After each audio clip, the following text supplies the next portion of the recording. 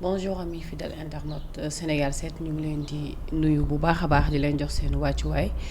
comme niñ koy faral di defee tous les samedis mu nekk seen entretien spécial yi nga xamante ni dañ leen koy defal ci suñu ay programme mais tey dañu déplacé wu ñu démarqué wu un peu ñëw seet si kilifa goo xamante ni duñ ko présenté ci Sénégalais wala le monde entier muy monsieur le maire bu commune bu Hann Bel-Air muy monsieur Babacar Mbengue ku ne xam na parcours am ci politique waaye aussi taxawaayam ci fi nga xamante ni nii tey moom mooy biir Yaraax moom la ñu gën a xam waaye parti bi nga xam ne moom mooy taxaw Sénégal ngeen gis taxawaayam ni mu ci amee solo bu baax a baax ba tax na moom la ñu invité tey ñu bàyyi ko mu nuyoo su ko defee ñu dugg ci waxtaan bu am solo monsieur le maire ñu ngi lay nuyu di la dalal ci Sénégal 7. waaw Lalla maa ngi lay nuyu di nuyu bu baax a baax ñi nga xam ne ñi ngi ñuy seetaan mais également toute l'équipe technique de Sénégal 7 di kontaan en tout cas ci ñëw bi nga xam ne moom ngeen def tey. ñëw seet si ñu fii ci commune Hann Bel-Air. mu nekk commune bu mag. waaw Hann Bel-Air qui est une grande commune qui devrait être une commune viable. mais commune boo xamante ne dafa am solo laa jàpp. ci économie Sénégal ci économie Dakar. effectivement foofu dinañ fa ñëwaat tout à l'heure donc dañ koy tijjee ak actualité bi démb gis nañu ne toute la journée le premier ministre mi ngi doon def déclaration politique générale fële ci assemblée nationale dégg ngeen question orale yeeg question écrite yi nga xam ne moom moo ca tukkee waaye aussi mu def DPG boo xamante ni moom mooy wane ne Sénégal fii la ko jëmee ñu bëggoon rek sa réaction par rapport ak journée démb bi. waaw alors déclaration politique dafa nekk un grand moment de communication en tout cas un moment mu nekk aussi surtout une disposition constitutionnelle donc premier ministre bu ñu ko nommé dafa am diir boo xamante ne dafa war a ñëw dem assemblée pour wax ak askan wi askan wi nag ña leen teewal ci assemblée mooy seeni député donc les représentations la représentation nationale donc mooy représentant wu peuple bi li am solo ci déclaration de politique générale d'une manière globale mooy dafa am toujours premier ministre moom ak gouvernement am dañuy teew ñëw wax la nga xam ne mooy vision d'abord bi nga xam ne ñoom am nañ ko pour le Sénégal mais vision boo xamante ne ak anam ba nga xam ne noonu lañ fas yéene téye gouvernement bi mais moom nañu bëgg en tout cas liggéey pour le Sénégal donc loolu am na solo mais particularité déclaration politique bi dafa fekk ci nguur gu bees parce que boo xoolee ñun fekkee nañu plusieurs déclarations politiques générales mun naa ne ci yi nga xam ne yi gën a récent la mën nañ ko wax de Moustapha Niasse bi Abdoulaye Wade di doog a ñëw avec la déclaration politique de Abdoul Mbaye premier ministre bi président Macky Sall di doog a ñëw et bi en tout cas bu président Ousmane Sonko ak arrivé président Bassirou Diomaye Faye pourquoi ma énumérer premier ministre yooyu parce que début de régime la te début de régime dafay susciter toujours attente yu bare boo xoolee après le premier ministre Ousmane après le premier ministre Moustapha Niasse am na ñu bari ñu ci topp Mame Madior Boye jaar na fii Souleymane Ndéné jaar na fii Mimi Touré ñeneen jaar nañ fi nga daal di xool sous le président Macky Sall après Abdoul Mbaye gis ngeen ñi nga xam ne jaar nañ fi ba tey bii ñu jàpp ne que dafa marqué un tournant assez intéressant pourquoi tournant assez intéressant au plan de la démocratie d'abord Sénégal dafa nekk réew boo xamante ne c'est la première fois que ñu am président bu def 2 mandats dem présenté wul mais c'est également la première fois que ñu am en tout cas un président qui a été élu au premier tour à 54%. Donc loolu quand même il faut le dire c'est une belle page de l'histoire bu am en termes de démocratie parce que li ci am solo c'est pas nos petites personnes ñun nekk Sénégal mooy àdduna si naka dañuy apprécier la situation globale du Sénégal. Et foofu aussi mu daal di ñëw 8 mois après ñu dem élection législative peuple bi ñëw confirmer la nga xam ne moom lañ leen joxoon. donc jox leen 130 députés à l'Assemblée. je pense que loolu aussi dafa nekk benn étape boo xamante ne dafa am solo surtout pour ki nga xam ne fal nañ ko ñu dénk ko mu war a liggéey askan wi toog nag am yaakaar nag toog di xaar. parce que damay faral di wax ne toujours élection dafa am noo koy interpréter score lu mu gën di rëy rek jàppal ne yaakaar bi moo gën di rëy. moo tax dañuy ñaan yàlla toujours c'est important que jëf ji réalisation méngoo ak attente askan wi. beneen particularité bi nga xam ne relevé nañ ko surtout par rapport à cette déclaration de politique man ci li ma jàpp li ëpp solo dëgg la y a la vision Sénégal 50. ci biir vision boobu am na ci segment yoo xamante ne intéressé nañu. Sénégal yàgg nañu wax industrialisation yi c'est bien on a parlé de la réforme fiscale c'est bien. on a même parlé de moderniser l'administration mais dafa am benn aspect man boo xamante ne dama ciy bàyyi xel toujours dama ciy bàyyi xel mooy la mise en œuvre de ce programme parce que foofu le Sénégalais yi di mën di apprécier ñii nga xam ne lii nañ ñu présenté nii ñu doxalee méngoo na ak lii ñu doon xaar parce que la ñu dégg assemblée dalal na suñu xel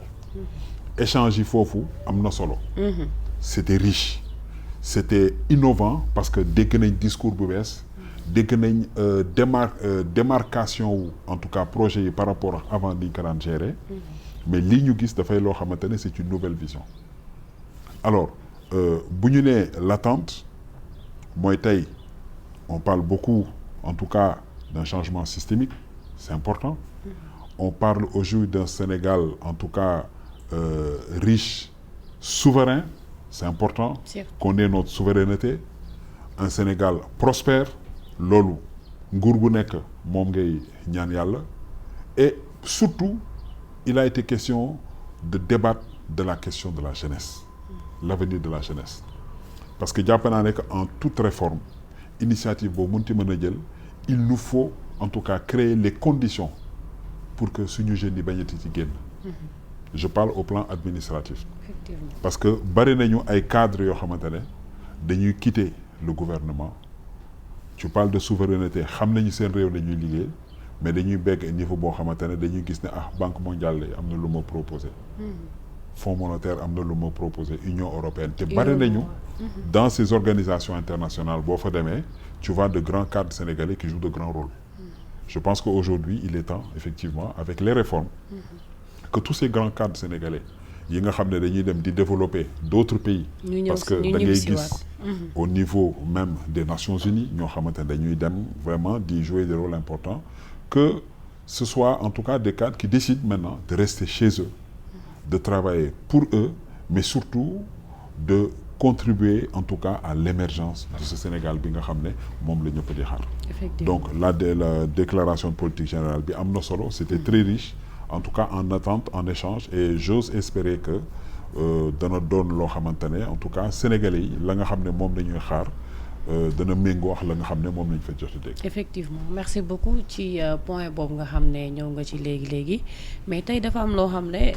bokk na ci li waroon xew ba tey ci datu le 27 bi parce que gisoon nañ les jeunes de Taxawu Sénégal ñu prévoiroon def benn marche pacifique pour apporter seen soutien ki nga xamante ne moom mooy le monsieur le maire de Dakar Barthélémy Diaz ku ne xam na ni actuellement ñu ngi xaar court appel mu statuer par rapport ak li nga xam ne moom moo jot a xew ci mairie bi loolu aussi ñenn ñi jàpp ni peut-être mënoon nañu autoriser marche bi du ci yàq dara ñenn ñi jàpp ni date bi ñu ko jàpp est-ce que bu ñu ko poussoon du tane. alors je vais vous dire que dafay initiative boo xamante ne c'est des jeunes qui ont pris l'initiative effectivement et dafa am contexte bu amee les gens ne réfléchissent pas marche de solidarité la da ngay ñëw kay organiser taxawuloo mekk ci structure taxawu c'est le responsable des jeunes c'est pas le responsable des jeunes mais toujours est-il que idée boo xamante ne xale yi jël nañ ko ñuy rafetlu bëggoon def benn marche effectivement defoon d'autorisation malheureusement le préfet ne l'a pas approuvé dans un contexte boo xamante ne dafa coïncider woon aussi bon avec la déclaration de politique générale du Premier ministre mais en fait ce qu'il faut retenir c'est que loolu yëpp dafa bokk ci li enrichir démocratie parce que vous savez le débat politique c'est à tous les niveaux nit mën na toog këram am na posture yoo xamante ne bu ko amee am na taxawaay boo xamante ne bu ko amee di wax lu jëm ci wàllu démocratie il faut que muy mën di exprimer wu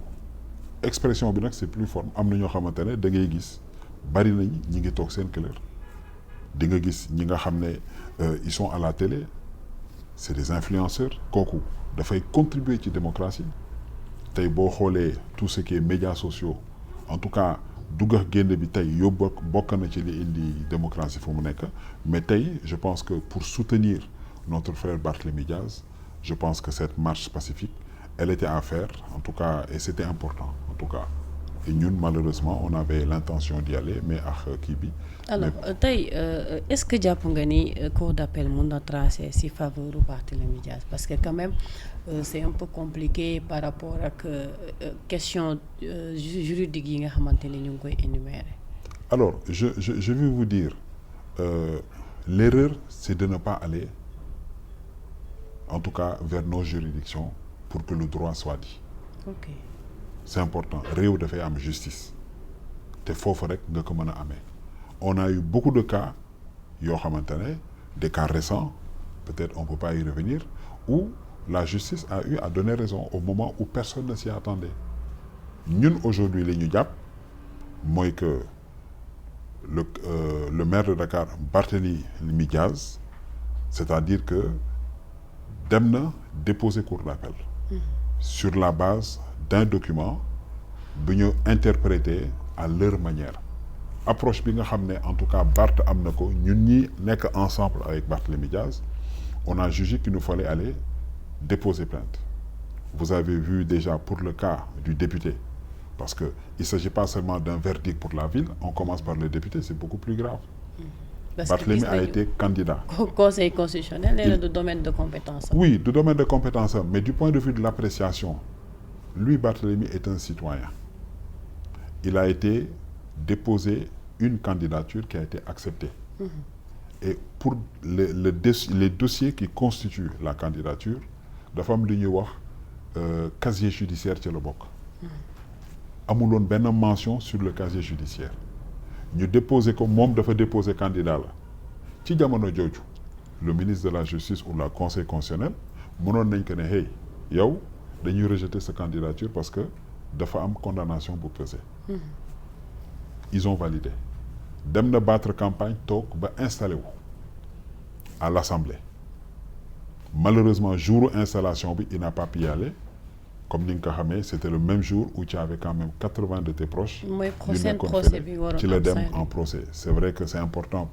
pour le peuple mais bon bu fële aussi pour les familles yi nga inquiété wu donc il est parti et c'est après qu'on le lui notifie par le ministre de la justice et pourtant kooku moo ko ñëwoon mën nga dem nekk candidat un mois avant ça pose problème moo tax ma ne la dafa am foofu benn vice de forme benn incohérence ci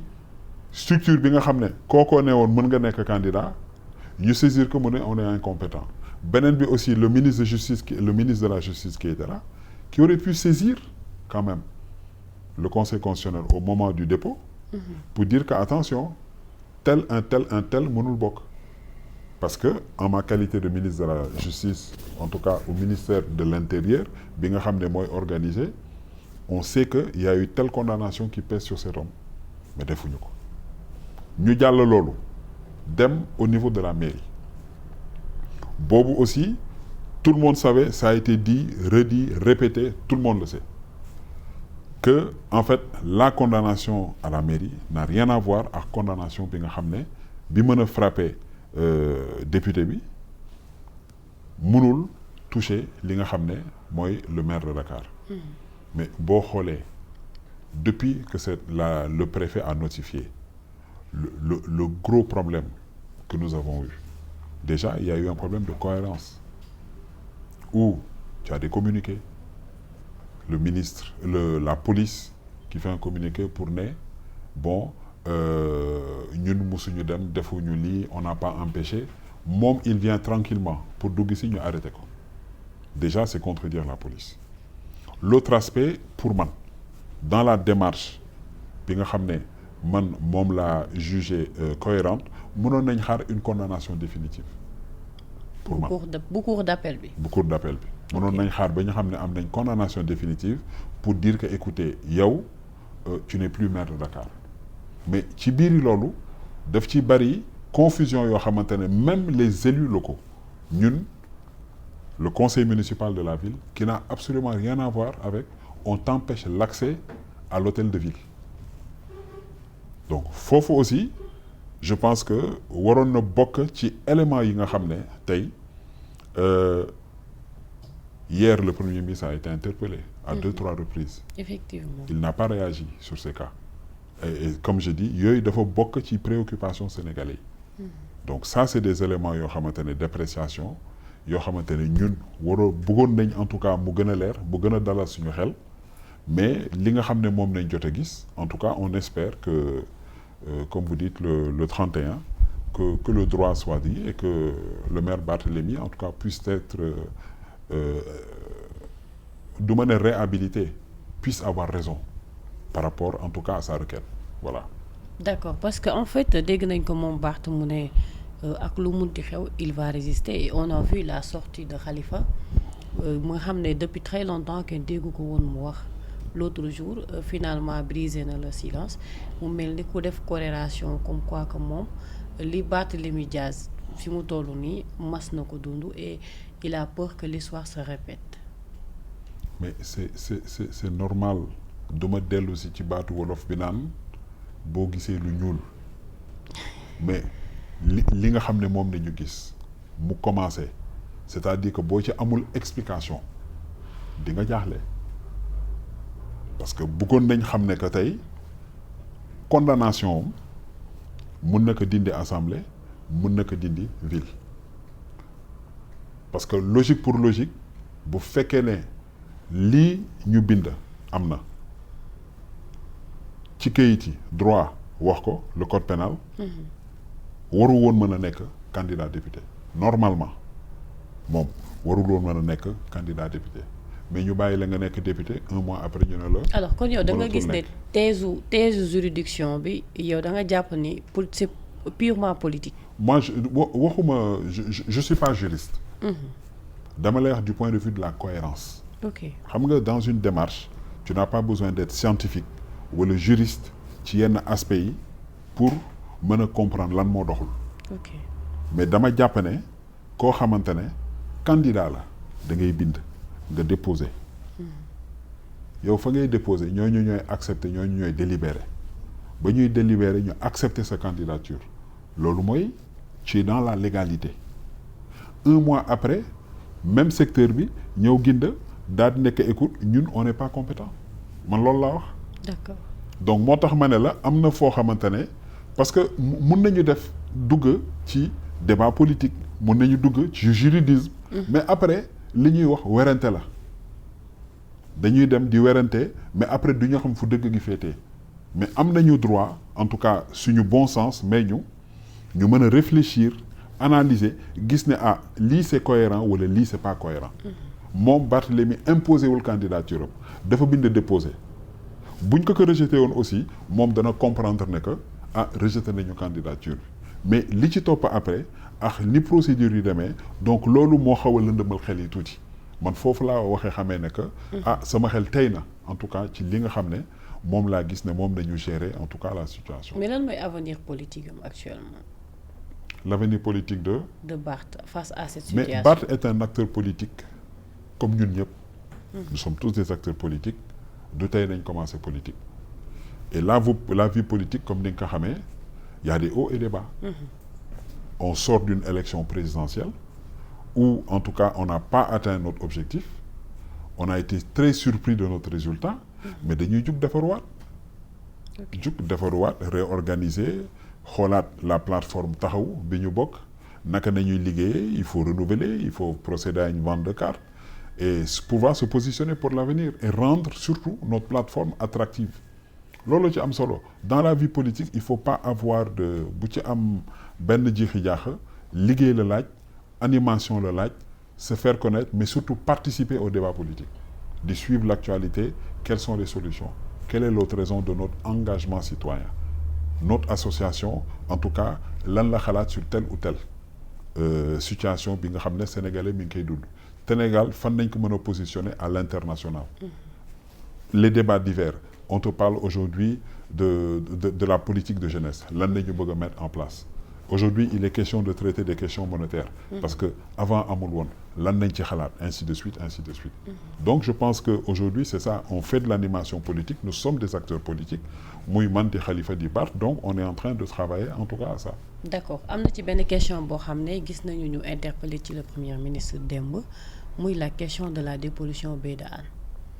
et que tey loolu daf lay interpeller yow directement en tant que maire. Ben écoute je dois d'abord féliciter mon collègue Amadou Wuri Diallo député de la diaspora mais qui est natif de Hann et effectivement qui a connu cette baie qui est né qui a grandi dans cette baie et qui est préoccupé par cette situation. Aujourd'hui xaw nañu jaaxle tuuti parce que man en 2009 bi ñu may installé fii maire dañ ma ne woon le démarrage était imminent pour ma yàggatu mais li ma jaaxal mooy boobu ba léegi def nañ fi lancement dem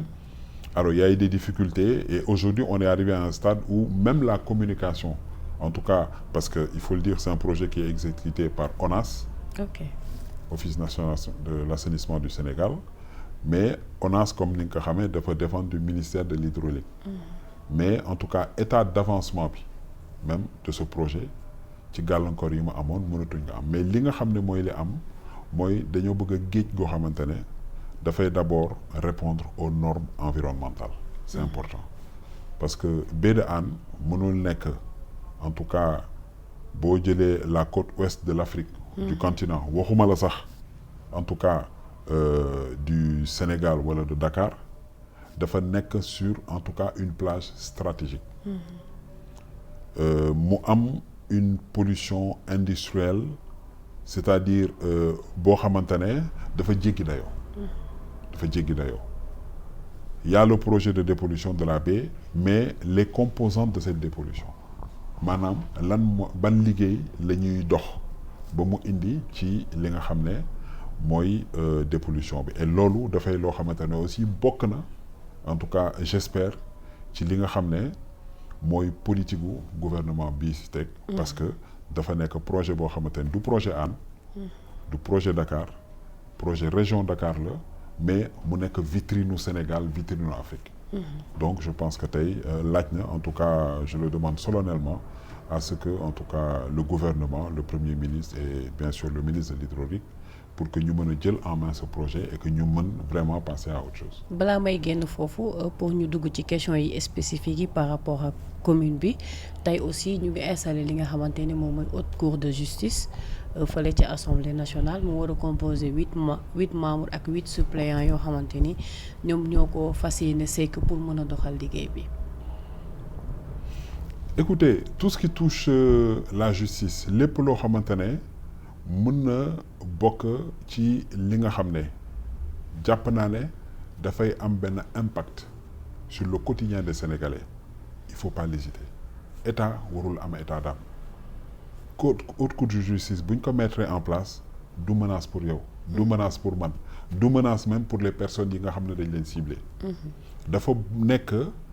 man ni ma ko interpréter en tout cas à ma façon ci compréhension bi dafa nekk en tout cas benn cour boo xamante ne au moins dina réguler le fonctionnement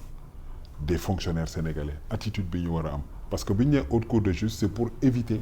lutter contre l'enrichissement illicite te bu ñu nee enrichissement illicite mooy ñi nga xam ne dañuy manipuler des deniers publics c'est comme quand beaucoup s'inquiètent sur les corps de contrôle de l'État moi je dis que non c'est bon le Sénégal aujourd'hui se positionne à l'international ñun on a des partenaires on a les bailleurs de fonds qui viennent s'intéresser mais bu ñuy intéressé wu à ce que fait le Sénégal comment le Sénégal gère ses ressources maintenant qu'on a le pétrole comment le Sénégal est organisé mais il faudrait qu'aujourd'hui au niveau de ces rapports yi nga xam ne moom mooy jugee au niveau par exemple des corps de contrôle de l'État que ñu xam ne que la gestion elle est saine que ñu gis ne que wax dëgg yàlla en termes de gestion des deniers publics on ne peut pas aujourd'hui reprocher le Sénégal de n'avoir pas des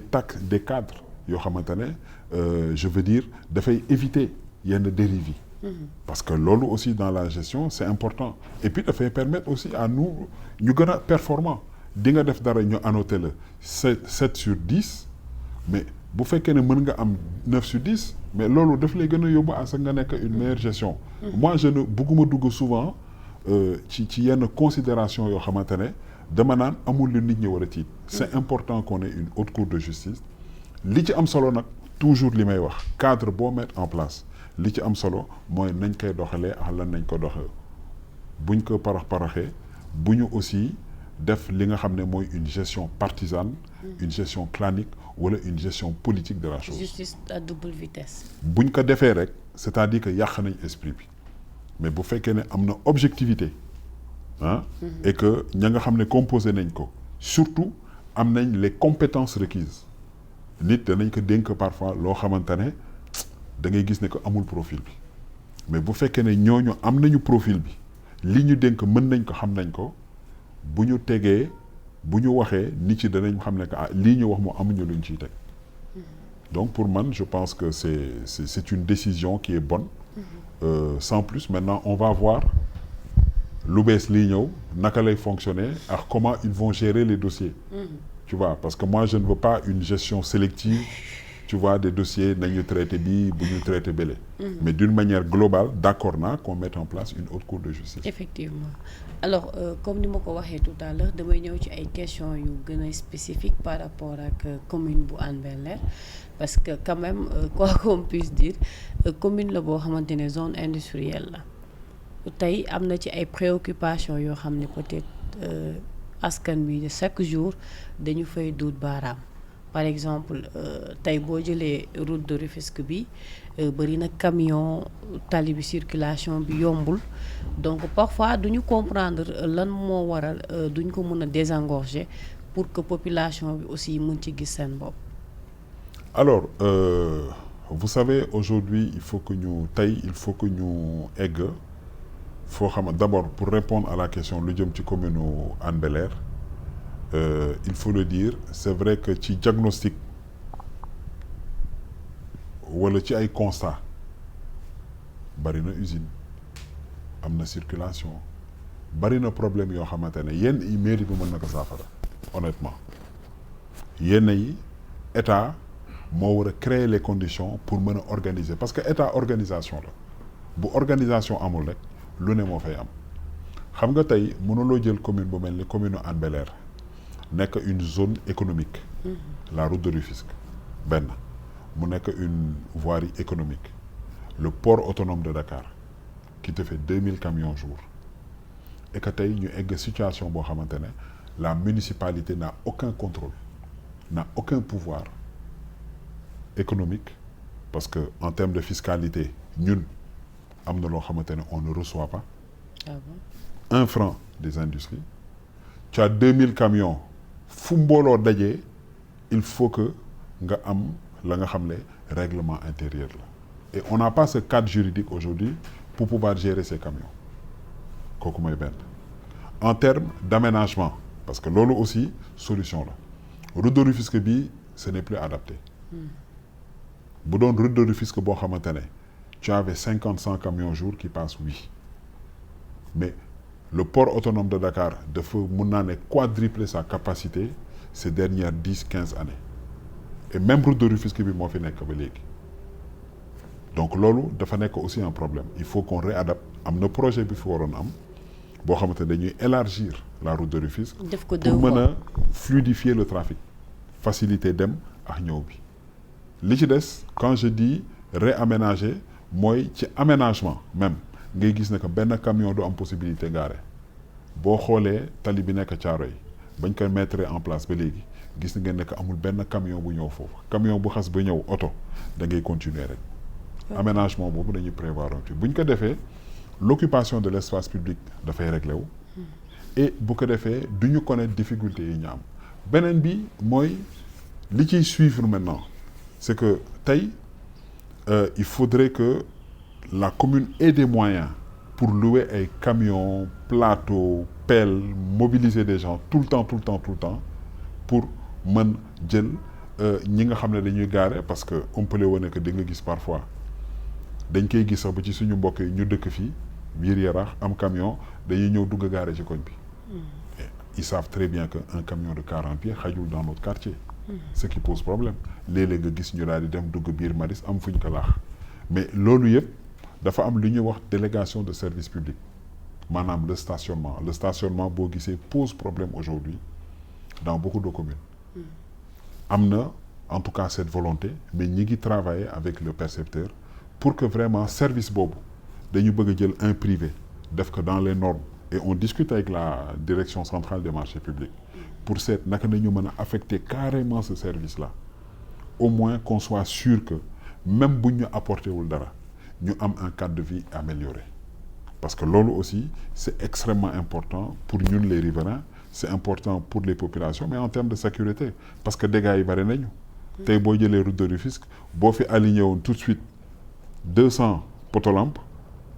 boo fi ñëwaatee dans 12 mois nga gis yëpp ñu mbëkk ko te camion yi la dégradation des routes aussi. Oui bon ça demande de l'entretien loolu dafay loo xamante ne ça demande de l'entretien surtout en certaines zones boo gisee ci route de Rufisque bi boo rombee CM Hann bi encore là depuis qu'on a mis du radier submersible tane na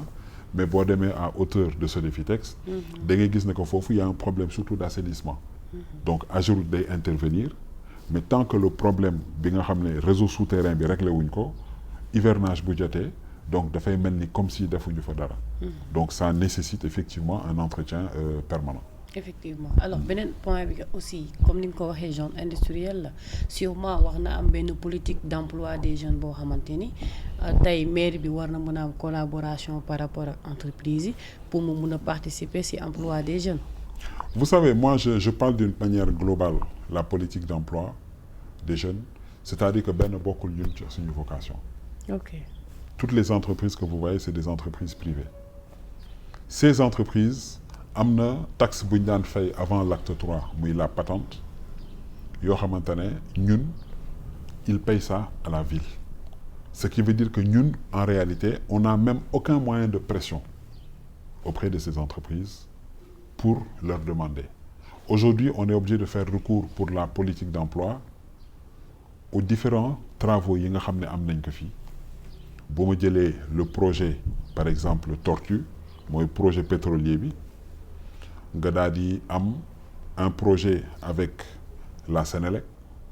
parce que boo demee juste ci port bi am na benn barge buy benn bateau buy produire foofu électricité di ko jaay Sénélec di ko jaayaat parce que boo leen gisee système courant bi ni mu amélioré woo loolu bokk na ci participation bu am solo et bu ñuy dem nag maintenant relation yi ñu am ak ñoom dans le cadre de l'audience publique ci nañuy demander à ce que ñu recruter def du recul local donc boo gisee tout récemment il y a beaucoup de jeunes d'ailleurs bërki démb rek ñi nga woon Eiffage pour une formation où c'est des jeunes on organise on encourage les jeunes à ce que ñu mën ko def mais loolu c'est une infime partie par rapport à l'emploi des jeunes d'une manière globale parce que aujourd'hui boo xoolee jeunes yi soxla nañ ko mais au-delà de l'emploi mais c'est de la formation formation bi ñu demoon bërki démb avec Eiffage c'est-à-dire qu'il y a eu une convention entre Eiffage 3FPT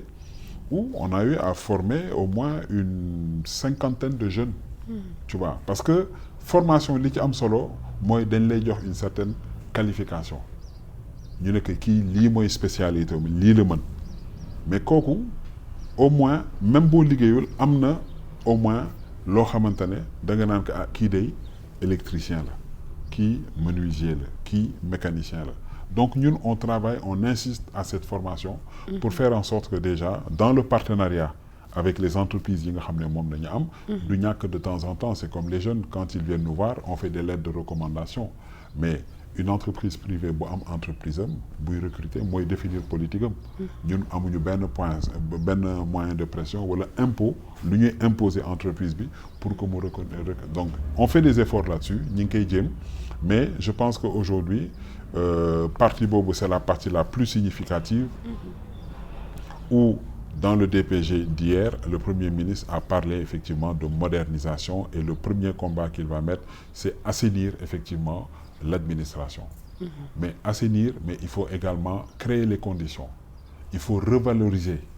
en tout cas, ces fonctionnaires, mettre les dans des conditions, yoo xamante ne, une fois que tu es fonctionnaire, mais tu n'éprouves pas le besoin de quitter la fonction publique pour dem vers des privés ou autres. Ou au contraire, la fonction publique dafa war a nekk en tout cas un lieu par excellence de refuge déjà des citoyens sénégalais yoo xamante ne bu ñu leen intégré ci biir fonction bi ñu gis ne que gisuñu en tout cas lu war a mën a tax ñu génn feneen. En tout cas que le minimum soit assuré. Donc je pense que pour la fonction publique il est important effectivement que ñu mën leen et ces jeunes aussi ñu mën dem bariwul jeunes yoo xamante ne bëgg nañ fonction publique par exemple. Et pourtant l'emploi n'est pas une compétence transférée. Souvent les gens dañuy toog dans une localité oui jeunes yi bariwuñu liggéey c'est vrai on constate que bariwuñu liggéey ñun nous sommes des acteurs politiques on a beaucoup de jeunes qui ne travaillent pas la mairie mënu leen recruter ñoom ñëpp mais c'est des Sénégalais comme ñi nga xam ne ils sont à la SICAP ñi nekk Tamba ñi nekk Ziguinchor ainsi de suite ainsi de suite donc les Sénégalais d'une manière générale en tout cas par rapport à la jeunesse il faut qu'on aille vers cette approche il y a des idées effectivement pour liggéey bi nga xam ne ñoom bëgg nañ ko def ci industrie mais le secteur privé par exemple le secteur privé dafa nekk secteur boo xamante ne moo war a nekk secteur bi gën a nekk pourvoyeur d'emploi en tout cas pour les Sénégalais et c'est important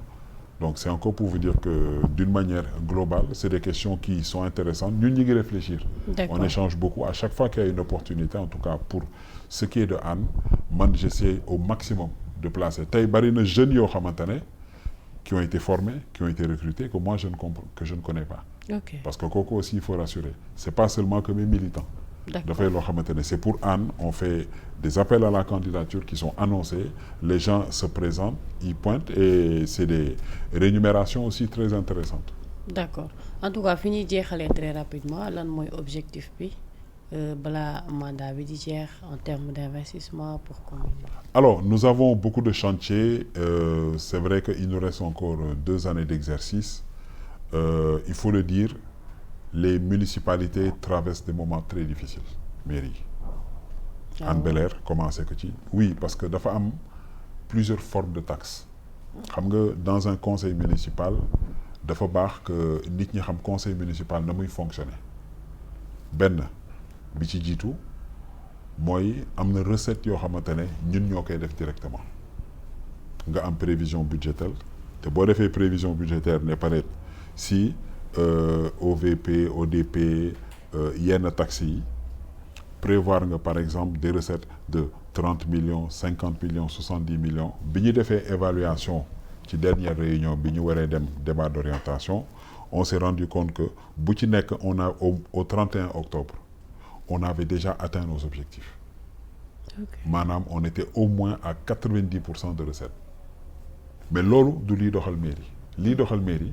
mooy taxes yi nga xam ne dafay jugee ci état di ko collecter di ñu reverser pour ñun. boo demee ba jël lu mel ni CLVL nga daal di dem jël lu mel ni par exemple la Sénélec. yow sa facture boo demee jëndi jamono jëndi recharge carte kii nu mu tudd woyofal nga dem fay sa facture am na taxe boo xam te ne taxe bi ci sa mairie nga koy reverser. mais Sénélec da koy reverser ñu ko ñun par exemple pour la mairie de Hann on a près de 600 millions yoo xamante ne war nañu ko reverser on ne les a pas reversés beneen bi mooy ci yeneen forme taxes yi tey bu ñu ko doon xayma ci gàttal on a presque 1 milliard 200 bu état récupéré boo xamante ne war nañu ko reverser loolu ça pose problème parce que dafay empêcher ñun rythme de réalisation bi nga xam ne dañ ko daan def ñu mën ci continuer ñun fii amul luñ fi deful nous avons été la première mairie bi fi defar gazon synthétique sur fonds propres kenn jàppale wuñu tabax nañ fi école premier daara moderne de la région de Dakar defar nañ fi maison de la femme tabax nañu sur fonds propres gendarmerie tabax nañu état civil bu bees tax jël nañ un quartier de plus de 100 ans def pavage boo xamante ne mun naa ne pavage bi ça a été réalisé à 95%.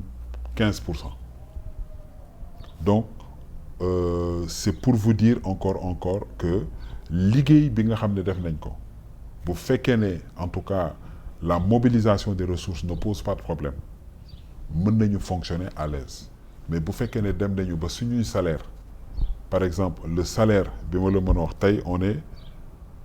le 27 décembre. Le 28. Le 28, on n'a pas encore payé le salaire du mois de novembre. Ça pose problème. Novembre. Novembre laa loo waxuma la décembre. Situation boobu nañ toll. am na mairie yoo xamante ne dañuy toog 2-3 mois du ñu fay. C'est ça la réalité aujourd'hui des collectivités. Donc situation boobu bu la dabee. Tu peux quasiment plus assurer le social. Et pourtant le social c'est important. ñun dañ daan toog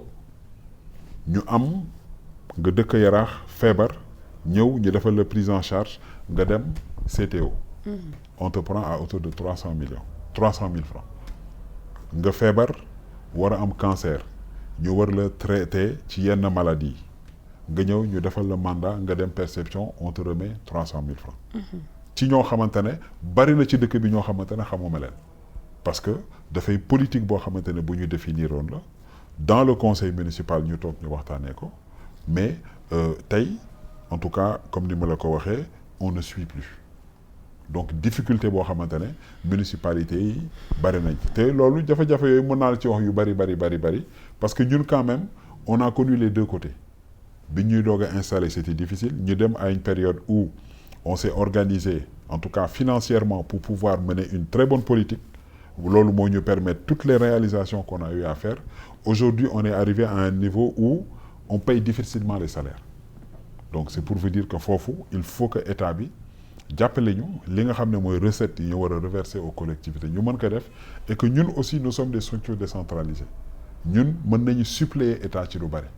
D'accord. Tu vois l'année prochaine inchallah on a prévu enfin donc de construire un centre commercial à Hann 3 dans le cadre d'un programme en tout cas PACASEN Hann Village le poste de santé li ñu ci jublu mooy raser ko pour tabaxaat ko parce que loolu bokk na également ci li ñu prévoir on a prévu aux maristes d'ouvrir l'état civil mun naa ne presque pare na état civil bi on attendait juste que ce soit codifié au niveau du ministère et bien sûr eggali yenn formalités yi mais en tout cas ce sera fonctionnel pour l'année 2025 et li may faral di wax je préfère toujours être très réaliste en tout cas avant d'annoncer la nga xam ne des na mais li nga xam ne mooy li leer li mën a nekk mooy le centre commercial mooy li nga xam ne mooy le poste de santé de Hann Village ça c'est deux yoo xamante ne dans le cadre du PACASEN les projets sont ficelés ñu ngi finir les études ak quelques travaux ma démarche c'est que li may annoncer mooy li mën a ne li mënul nekk du ma ko wax en tout cas si on arrive à recouvrer li nga xam ne moom la ñu état war a jox ah buñ ko en tout cas bu fekkee ne def nañu recouvrement bi danañu mën a permettre effectivement à ce que ñu mën a attaquer les vrais problèmes parce que le stade municipal am na lu bari lu fa des loo xamante ne lu ñu war a poursuivre parce qu'on avait fait une option évolutive le pavage au niveau des maristes war na continuer war nañu eggali comme on vous a dit Hann Village di saluer bu baax a baax des initiatives de quartier ici quartier sans sable ce sont les quartiers qui s'organisent avec les conseils de quartier di cotiser wu di def liggéey boo xamante ne liggéey bu am solo la donc c'est pour vous dire que en termes de gestion municipale ñi ngi ci di liggéey et espérer que en tout cas 2025 doon année boo xamante ne ci ni ñu gën a mën a toog pour li ñu mën a liggéey rek ñu liggéey. Inch'Allah en tout cas merci beaucoup amoon nañu un réel plaisir dalal la ma bàyyi la nga tàggatoo ak internautes yi ba beneen. merci beaucoup Lalla c'est toujours un plaisir d'échanger avec vous et comme li may faral di wax presse dafa bokk ci éveil de conscience des populations parce que daf leen di permettre en tout cas yéen ñi nga xam ne vous communiquez vrai ñu xam li xew parce que li may faral di wax bariwul ñoo xamante ne en tout cas du ñu communiquer mais ñun c'est important que ñuy mën à travers seeni canaux yi di communiquer mais surtout di leeral askan wi ci li nga xam ne ñun mooy suñu position mais surtout demander en tout cas encore une fois à ce que lépp loo xamante ne lu ñuy dox di ko def rek muy loo xamante ne pour ngëneel la askan wi la. di la gërëm di la sant. merci beaucoup en tout cas amoon nañu un réel plaisir dalal ko mu nekkoon la monsieur le maire commune bu Hann Bel-Air monsieur Babacar Mbengue ñu koy jaajëfal bu baax a baax ni lay demee saa su nekk tous les samedis sur Sénégal 7 restez connectés mention spéciale à l'équipe technique Dieye moo jàppoon ci cadrage bi Samb chauffeur coordination junior di leen wax rendez-vous samedi incha allah jërë ngeen jëf.